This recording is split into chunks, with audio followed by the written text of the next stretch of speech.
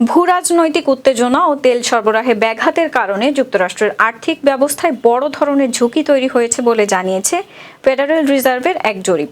এতে বলা হয়, ইরান যুক্তরাষ্ট্র সংঘাত ও হরমুজ প্রণালী সহ উপসাগরীয় অঞ্চলে অস্থিরতার প্রভাবে বৈশ্বিক জ্বালানি বাজারে চাপ বাড়ছে, যার ফলে তেলের দাম অনিয়ন্ত্রিত হয়ে উঠেছে এবং বিশ্ব অর্থনীতি ক্ষতির মুখে পড়ছে। জরিপ অনুযায়ী ৭০% মার্কিন নাগরিক এই ভূরাজনৈতিক উত্তেজনাকে অর্থনীতির জন্য হুমকি হিসেবে দেখছেন এবং তাদের আশঙ্কা, এর ফলে যুক্তরাষ্ট্রে উচ্চ মুদ্রাস্ফীতি দীর্ঘ সময় ধরে চলতে পারে।